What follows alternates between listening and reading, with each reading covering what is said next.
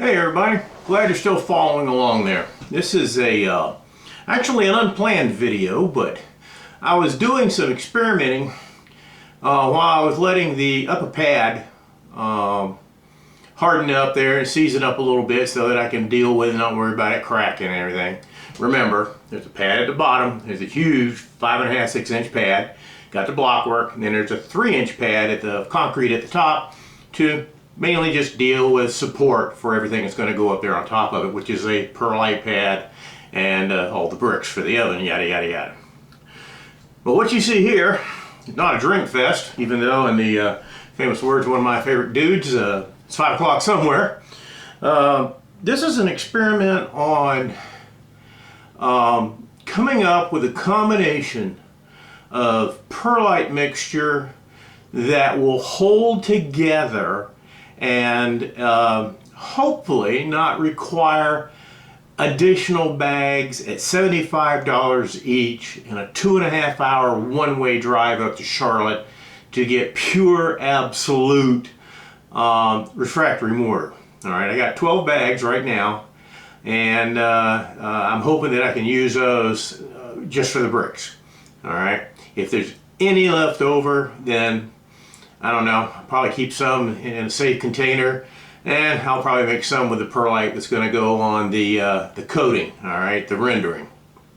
Well, what do we got here?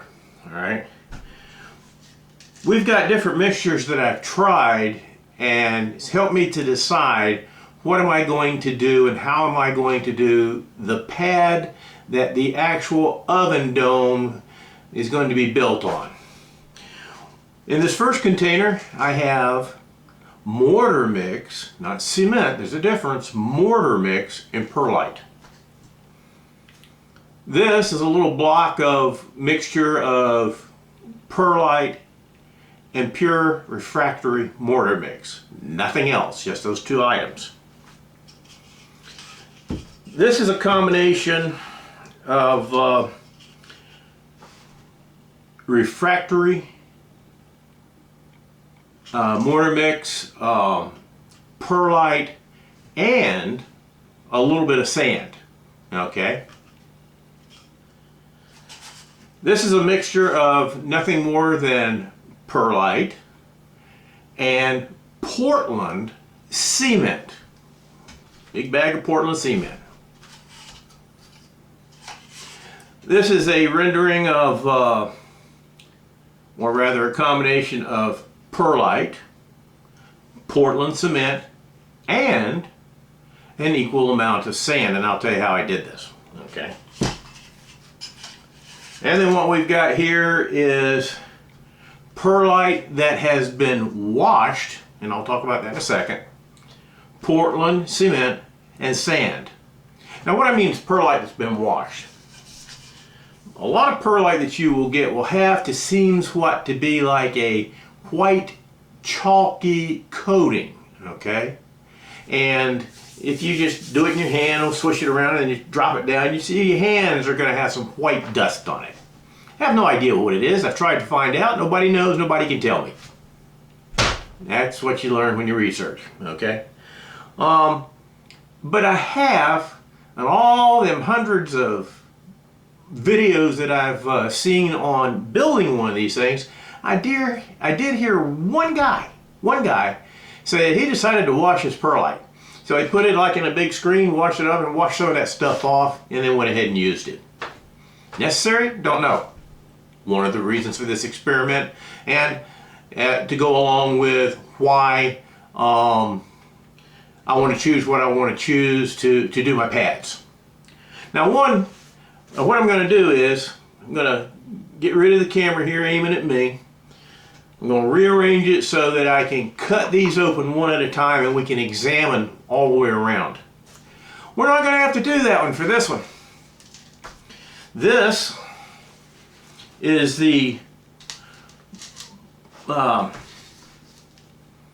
Portland cement and the, no, I'm sorry, this is the refractory cement and the perlite. And this is how well that came out.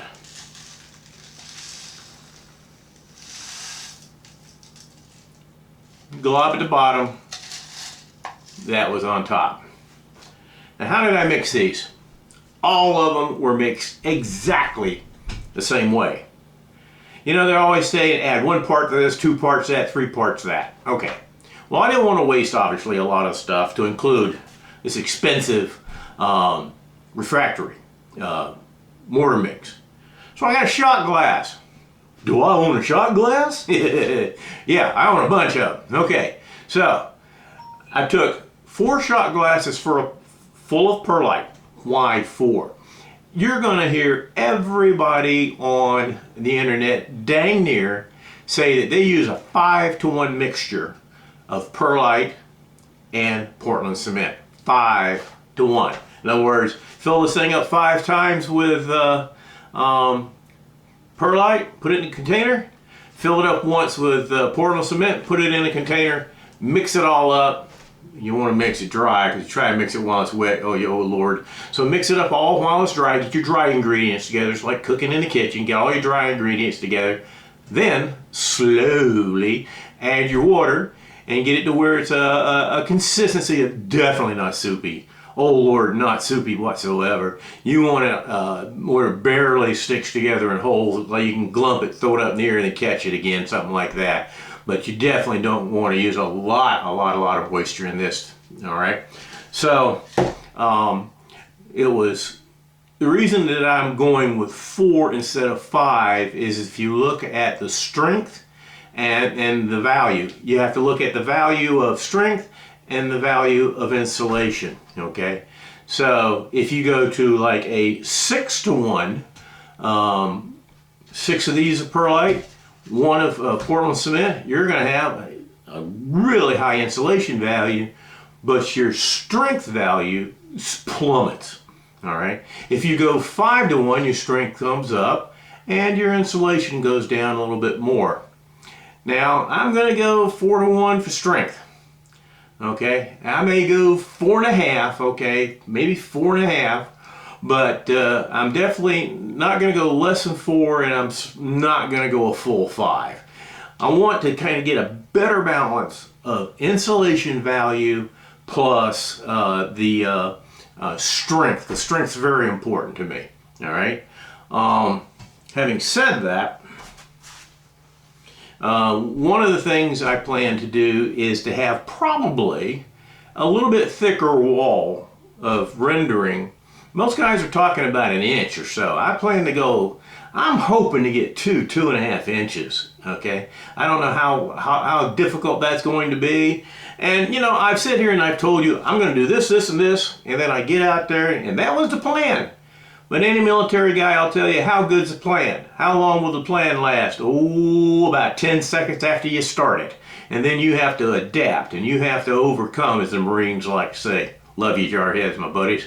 But you know, you got to be flexible. So there's some things I told you I was going to do first. I ended up doing them third. Whatever. You're going to have to do what works for you and what works best for you. One thing I'm running into.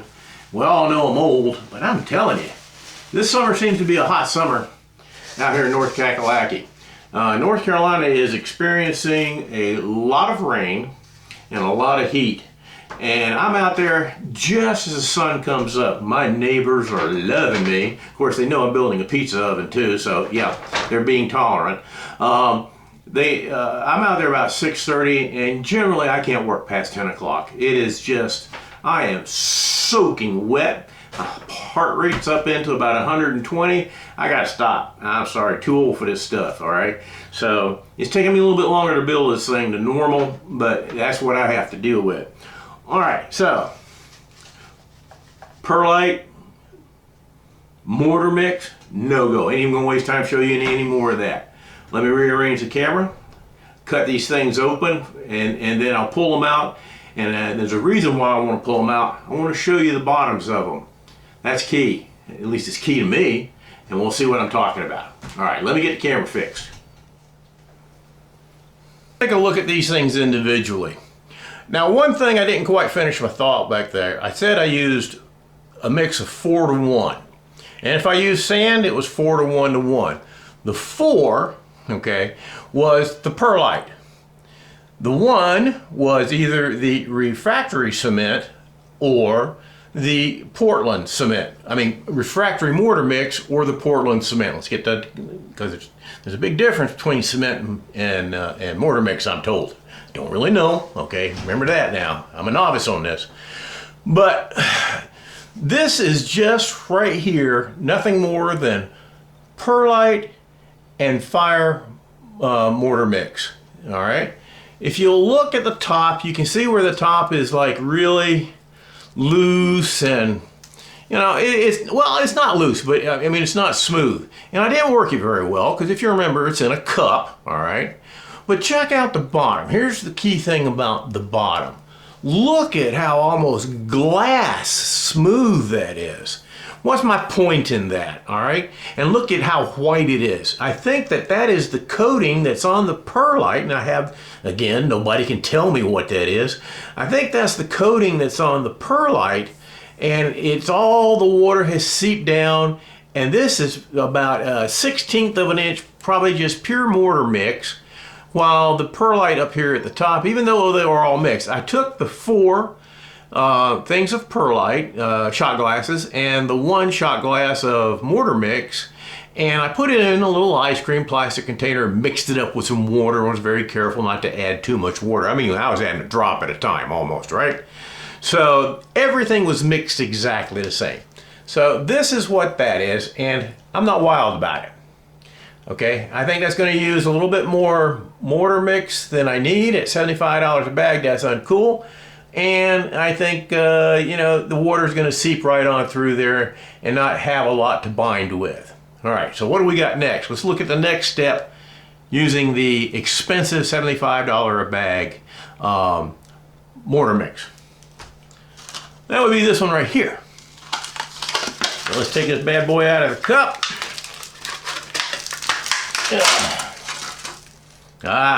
Now, what do we got here? Here we have a 4-to-1-to-1 mixture. This is 4 shot glasses of perlite with 1 shot glass of high temperature mortar mix and 1 shot glass of sand. Look at how it seems to be a little bit more smoother up here. And like I said, I did them all the same. I just took a stick, a flat bottom stick, and beat the top down as flat as I could. All right. But look at the consistency, or what I consider consistency, with the sand. Let's look at them side by side. See the difference? Now, how is adding sand going to change the refractory mortar mix? Well, remember me, I'm the guy that gets on the telephone, calls the company. So I called Sackcrete again, got a rep, and I told him what I was doing. I explained how this turned out, and then I explained how this turned out, and I said, you know, what am I losing?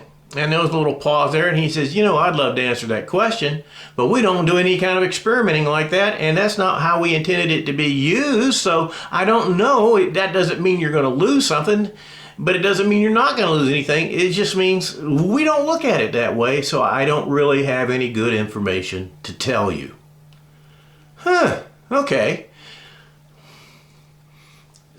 So I think this is the way that I'm going to go, okay, for the pad.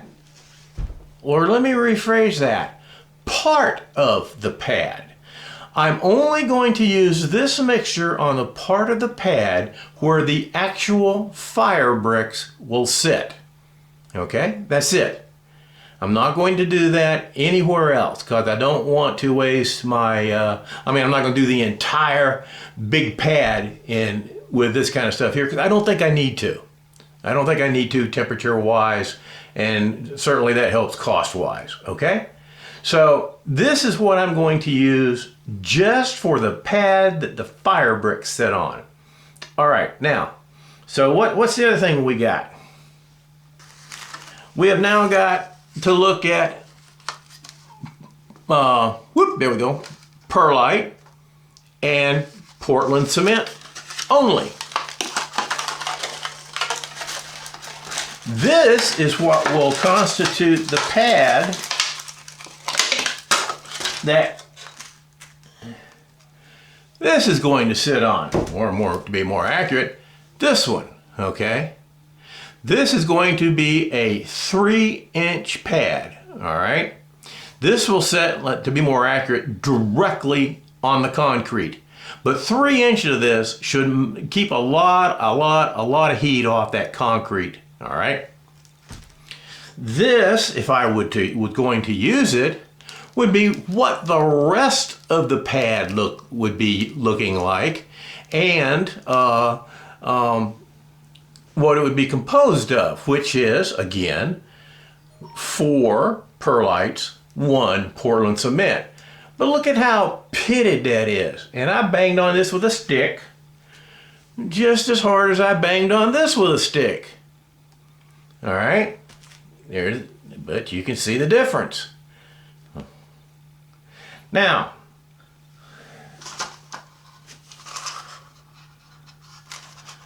what do we got?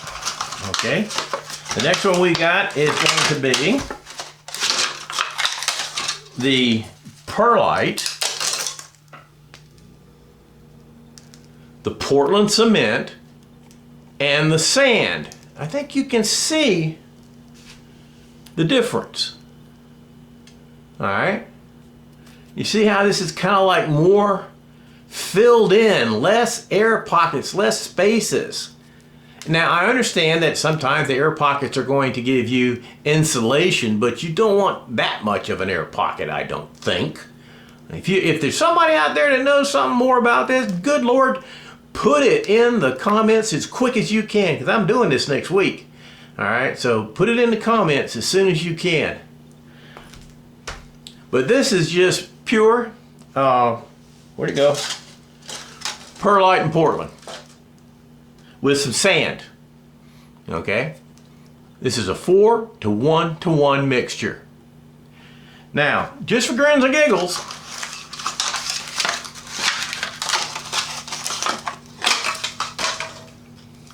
this is a 4-to-1-to-1, which is 4 perlites, 1 sand, 1 Portland cement. However, I washed the perlite. I simply put it in a food strainer, which I'm going to have to come up with another way if I decide to wash my my perlite. But I simply put it in a food strainer. Okay, this is the one we're talking about. And I washed my perlite, got that white hazy stuff off of it. Look at how it seems to the difference, all right? See the difference in that? Is that significant? Is that helpful? Is that harmful? Heck, I don't know. Do you? Let me know. Let me know what you think. And let me pull that back a little bit. So, this is washed perlite, Portland and sand. This is unwashed perlite, Portland and sand.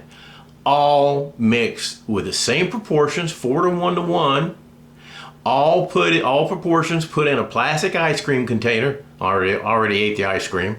Okay. In an ice cream container and mix until they're thoroughly mixed. And you got to be careful. You don't want to overmix it and crush all your perlite, because you can overmix your perlite. So be careful. Be gentle. And this is what we came out with. Now this is solid. This feels solid, but it doesn't feel or look, I don't know what's the word, congealed or as together as this does. So let me know what you think on that, okay? All right, so that's what I've been doing while I've been waiting for that pad to go on.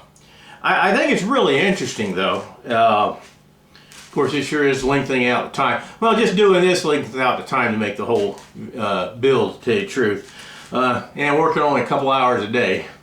But it's interesting to me how smooth this is. Pure perlite. I mean, it's like 4 parts perlite, 1 part of the refractory.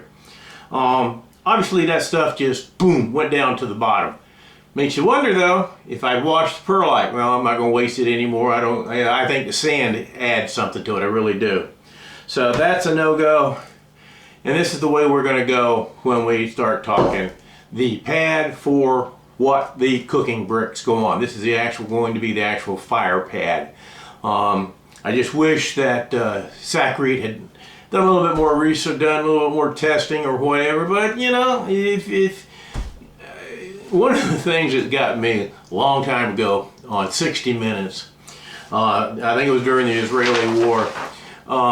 Ann Sawyer was talking to this guy who was a contractor, and she says, Israeli tanks have reactive armor. Do our tanks have reactive armor? And the guy contractor says, no ma'am, it wasn't in the contract. And then she says, our Israeli tanks have something else. And she does this like 3 or 4 times, and every time he would respond, no ma'am, it's not in the contract. And finally she came up one more time and said, does Israeli tanks have XYZ? Do our tanks have XYZ? And he looked at her, you tell he was mad. He said, lady, you don't understand how this stuff works. It wasn't in the contract. I could make the damn tank fly with wings if it was in the contract, but it ain't. So, you know, over and over and over again. This is the one I'm going to use for the pad. This is pure perlite and Portland cement. Nah, don't think so. This is perlite, Portland cement, and sand. Close, but I like the washed. The looks of the washed perlite and the dadgum sand and Portland cement. Again, please, I don't have a lot of time in between setting this thing down, turning that camera off, and getting it online. Once it's online, I've got me probably less than a couple of weeks or a week. So if you're watching this and you know some reason not to do this, please let me know. Heck, let all the other people know as well. Until then, that's what I'm going to do. All right. Hope it helped you. Hope it taught you something. It taught me something. All right. We'll see you on the next video. Oh, yeah, $2 hook moments. Y'all know what's coming, right? Yeah, sure. Subscribe, okay? Hit a like, whatever. I understand that's important. But definitely subscribe if you want to figure out what we're going to do. I mean, we got a bunch more videos to do on this build, and this is probably going to be the most extensive video covered build there is out there. So go ahead and get it done, and we'll have a good time together. All right. Catch you later.